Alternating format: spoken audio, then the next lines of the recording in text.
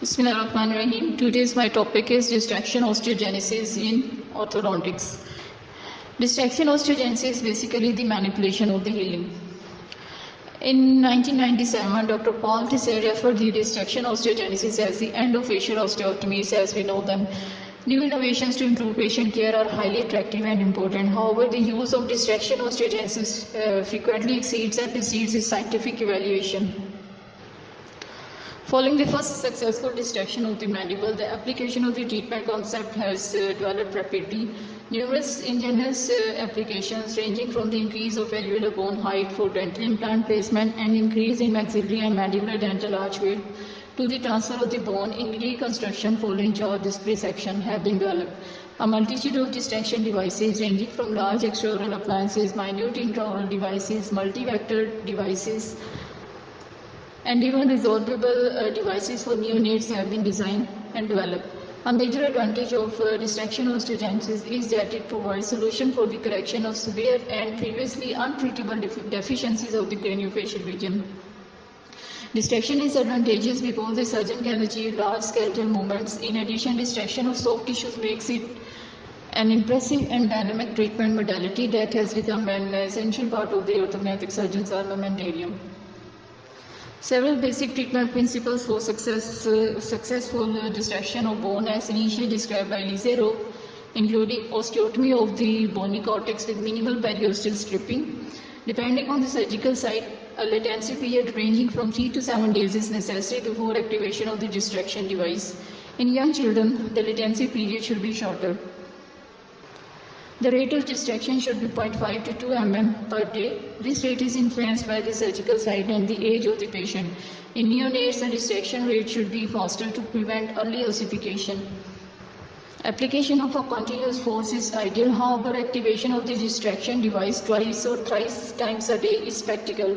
Following distraction, a period of stabilization for consolidation of the bone regenerate is essential.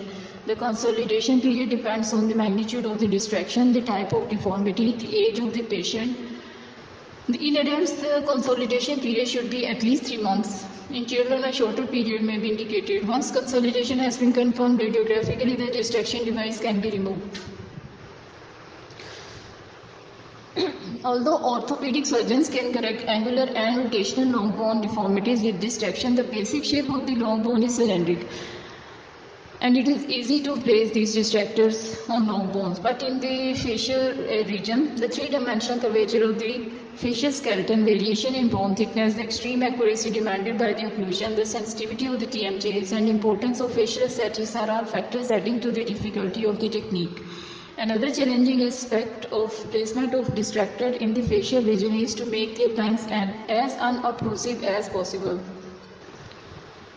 The treatment technique and protocol as described by Lizero had to be adjusted and refined for the application to the facial bones. Successful distraction demands accurate pre-surgical planning that often requires three-dimensional models. It is critical to determine the correct vector for lengthening, accurate positioning of the device on the bone, the size and design of the device, and the positioning of the driver for easy activation. Stereolithic models are often used to determine the best site for placement while allowing the surgeon to pre-bend the device.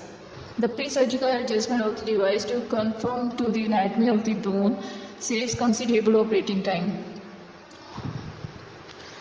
Now comes to the treatment phases. Following proper treatment planning, distraction osteogenesis can be divided into 5 treatment phases. These are the number 1 is the surgical phase. In the surgical phase, a minimum amount of periosteum should be dissected from the bone for placement of the distraction device. The device is first positioned and fixed to the bone according to the treatment plan. The osteotomy line is then accurately marked and the device removed. The osteotomy is then performed through the cortex of the bone, taking care not to damage any underlying structures such as the tooth roots, nerves, and bone vessels. Complete the osteotomy through the cancellous bone and carefully test the mobility of the bone segments. The distraction device is replaced and fixed. It is critical that the functionality of the device is now tested by activating the driver, ensuring movements of the segments and at the same time taking care not to injure underlying structures. Now comes to the second phase, that is the latency period. Once the cortical osteotomies have been completed and the dissection device placed, a latent period is required to allow for resolution of the initial inflammatory response. The initial healing phase involves organization of the hematoma, while mesenchymal, endosteal and periosteal cells are induced into osteoblasts and fibroblasts. Osteoid is produced following deposition of type 1 collagen. Third stage is the distraction phase. The initial process of bone formation involves a regenerate chamber filled with a fibromatrix that will ossify starting at the periphery and moving centrally over time. The fibrous matrix is lengthened by distraction and can occur at a rate of 1 mm per day. In children younger than 6 years, the rate may be increased. If the distraction is performed too fast, non-union will result. On the other hand, distraction performed too slow may result in early bone healing and failure of bone lengthening. Fourth one is the consolidation phase. Once the required bone length has been obtained, the bone segments need to be stabilized to allow for the regenerate to consolidate into mature bone. The consolidation time in adults should be at least 12 weeks depending on the magnitude of distraction, anatomy of the bone, type of deformity and age of the patient. An adequate length of consolidation time and stabilization of the bone segments are essential during this phase and will influence the stability of the results. Now comes the fifth phase, that is the removal of the distraction device. Confirmation of ossification of the bone is done by the basic radiography or other imaging modalities such as computed tomography. In most patients, removal of the distraction device is tedious and cumbersome, necessitating a second surgical procedure. A major advantage of resorbable devices is that in most instances, the device does not require removal. Currently, the use of resorbable devices is indicated only in neonates. Distraction osteogenesis offers several advantages over conventional orthodontic surgical techniques. Like large advances can be achieved, the surrounding soft tissue matrix is also expanded, the need for bone grafting is limited or eliminated, and it is thought that the potential for relapse is less than with the traditional treatment methods. Despite these advantages over conventional orthodontic surgery, the following disadvantages should be kept in mind when choosing a treatment technique during treatment planning. These factors are very important, and these are: number 1, risk of premature bone formation resulting in failure of bone lengthening. Second is the risk of distracting too fast resulting in non-union. Third is higher rate of post-operative infection. 4 is the risk of distraction device failure. 5 is difficulty of vector control resulting in inaccurate segment positioning. 6 is removal of the distraction device requiring a second surgical procedure. 7th is patient discomfort during distraction. 8th is lack of patient compliance regarding activation of the distraction device. 9 is severe cost caused by mandibular extruder devices. And 10th is additional expense related to the cost of the distractors and the need for a second procedure for removal of the device. Now, what procedures can be done? Number 1 is the mandibular lengthening by distraction osteogenesis. The complex three-dimensional anatomy of the mandible and bilateral involvement of the TMJs render distraction of the mandible challenging. Precise pre-surgical planning and accurate device orientation is paramount for predictable widening and lengthening of the mandible. The device should be placed parallel to the axis of the distraction. In patient requiring bilateral distraction, the vectors of the devices should be parallel to each other. Because the mandible is narrow in the front and wider at the back, adjustment should be made by creating a step to compensate for the discrepancy in width of the anterior and posterior mandible.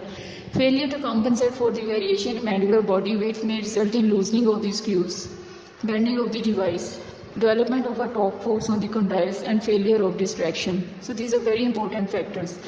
Now comes to the TMJ consideration. Once the distractor is activated, reciprocal forces are placed on the glenoid fossa by the condyle. Flattening of the condyle, thinning and even perforation of the cartilaginous disc, subcondylar bone formation, and loss of the superior and inferior joint space have been reported. Some clinicians think that it is fundamental to unload the joints before distraction. It is recommended that during the pre-surgical orthodontic phase, the joint should be unloaded by class 2 elastics, 6 ounces per side. The unloading forces are continued during the distraction and consolidation phases and later discontinued by the orthodontist. An open bite may develop during the distraction phase as a result of lack of parallelism or poor vector control of the devices. Open bite may be overcome by releasing the anteroposterior arm of the device following full activation.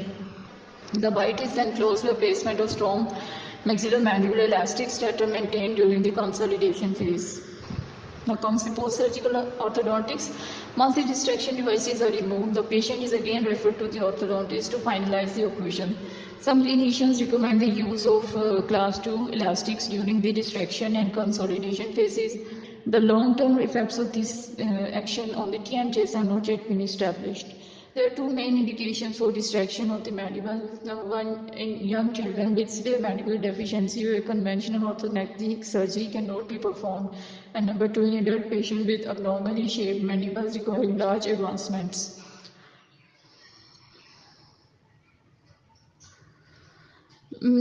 Second indication of distraction osteogenesis is maxillary advancement by distraction osteogenesis. Mid-phase deficiencies are traditionally treated by surgical advancement of the maxilla in the leaf of 1, 2, or 3 levels.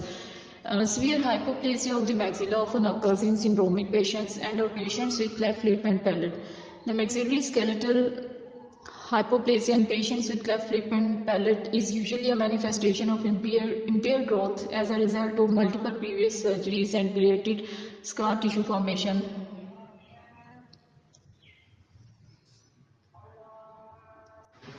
These patients often require large advancements of the maxilla with bone grafting and extensive rigid fixation, but post-operative stability proves to be questionable.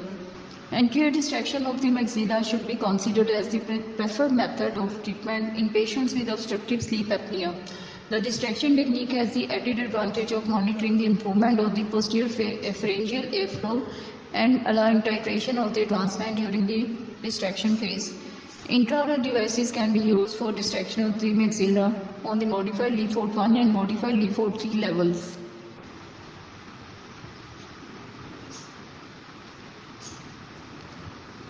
Extraoral distraction of the craniofacial region. For distraction of the midface at the Leaford 1 level, an extraoral device should be considered. However, it is very difficult to control the occlusion and simultaneously achieve optimal aesthetics in these patients. Widening of the maxilla by the distraction osteogenesis. It is relatively easy to widen the maxilla by opening the mid-palatal suture before or during the adolescence, but this procedure becomes increasingly difficult as the patient becomes older. Orthodontic expansion of the maxillary dental arch in adults is limited to dental movements and often involves tipping of the teeth. Orthodontic expansion of the teeth beyond the alveolar bone base will likely lead to transverse relapse. Skeletal constriction of the maxilla rarely occurs without coexisting vertical and or sagittal problems. Surgical expansion of the maxilla in patients with this condition can be easily accomplished by means of segmental surgery in the course of a Leaford 1 bone fracture to correct other problems. When skeletal expansion of the maxilla is the main objective, distraction should be considered. Increase of the skeletal width of the maxilla by distraction is also called surgical assisted rapid palatal expansion or SARP, a form of rapid palatal expansion in adult patient whose midline palatal suture has ossified and been surgically recreated by a palatal osteotomy. Surgical assisted expansion of the maxilla is indicated in the following cases. Number one, when there are no other indications for the maxilla to be down fractured on the Leaford 1 level, such as advancement or superior repositioning. Second is when only unilateral expansion is required. Third is when an increase in arch length is required to accommodate all the teeth, that is the first molar had been removed, and the orthodontic and carriage loss resulted in loss of extraction space and severe crowding. Fourth is when space needs to be created for unerupted teeth in preparation for orthodontic treatment. 5 is when a transverse increase of more than 7 mm is required, and 6 is when for patients whose previous orthodontic palatal expansion failed. The art of repositioning and lengthening the facial bones by distraction has slowly found its place in the field of surgical reconstruction of the face and has proved to be a powerful treatment modality. Continued research, critical evaluation of outcomes, and technical refinements will certainly improve both the decision-making process of surgeons and patient treatment outcomes. Thanks.